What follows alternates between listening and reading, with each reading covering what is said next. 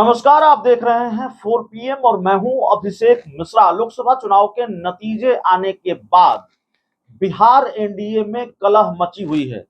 Bharatiya Janata party के अंदर भी घमासान है और एनडीए के अंदर भी घमासान है। उपेंद्र कुशवाहा ने जिस तरीके से ये बात कही कि पवन सिंह काराकाट में फैक्टर थे या फैक्टर बनाए गए, उससे बहुत कुछ संकेत मिलता हुआ नजर आया। उनकी पार्टी के लोगों के जो तेवर हैं, उससे भी बहुत कुछ संकेत मिलता है कि किस तरह से उपेंद्र कुशवाहा और उनकी पार्टी को मलाल है और शायद उनकी पार्टी और वो खुद भी, उपेंद्र कुशवाहा खुद भी ऐसा मानते हो कि भारतीय जनता पार्टी की तरफ से कुछ न कुछ खेल तो हुआ है।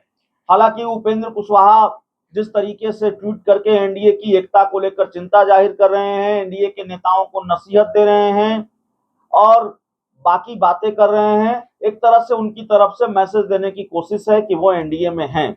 लेकिन सवाल उपेंद्र कुशवाहा का नहीं है, सवाल सिर्फ उपेंद्र कुशवाहा का नहीं है, सवाल कई नेताओं के बयानों का है।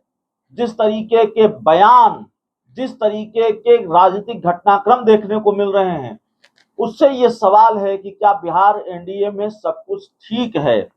और अब अंदर में कोई बात रही नहीं है। जो लड़ाई है वो खुलकर सामने आ चुका है, जो भूचाल है वो सामने है, जो बवाल है वो सामने है। जेडीयू ने भी मोर्चा खोल दिया है बीजेपी के खिलाफ।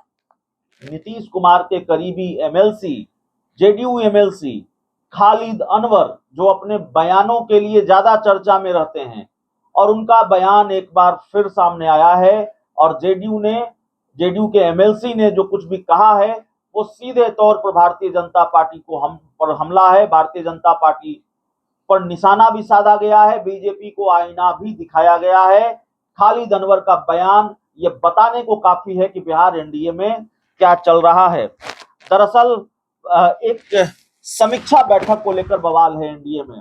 भारतीय जनता पार्टी बिहार में 5 लोकसभा सीटें हार गई है और भारतीय जनता पार्टी जब 5 लोकसभा सीटें हार गई है तो हार के कारणों को तलाशने के लिए, जाहिर है ये परंपरा है, रवायत है, सभी राजनीतिक दलों के अंदर ये होता है। बीजेपी ने एक समीक्षा बैठक बुलाई। उसमें जो पार्टी के विस्तारक थे उन्होंने बताया कि जेडीयू का वोट ट्रांसफर नहीं हुआ। तो अंदर की ये बात बाहर आ गई, अखबारों की सुर्खियां बन गई। उपेंद्र कुशवाहा ने भी इस पर आपत्ति जताई और अब जेडीयू ने भी इस पर आपत्ति जताई है और इस पूरे मामले को लेकर मोर्चा खोल दिया है बीजेपी के खिलाफ। और बीजेपी पर यह आरोप लगाया है कि खबर को लीक बीजेपी ने करवाया है। जेडीयू एमएलसी खालिद अनवर का जो बयान है मीडिया रिपोर्ट्स के मुताबिक, उसमें उन्होंने कहा है कि बीजेपी अपनी समीक्षा बैठक की रिपोर्ट अखबार में लीक कराई है। बीजेपी को खबरें लीक कराने का शौक है तो वो कराते रहें, बीजेपी समीक्षा करे लेकिन खबर लीक नहीं कराए। किसने किसने साजिश की है ये सामने आना चाहिए।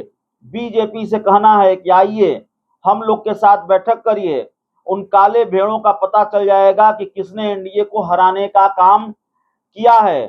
मगध व शाहाबाद की 7 सीट एनडीए क्यों हारी, बीजेपी इसकी समीक्षा की है। तो समीक्षा यह भी हो कि मुस्लिम बहुल सीमांचल में एनडीए क्यों हारा।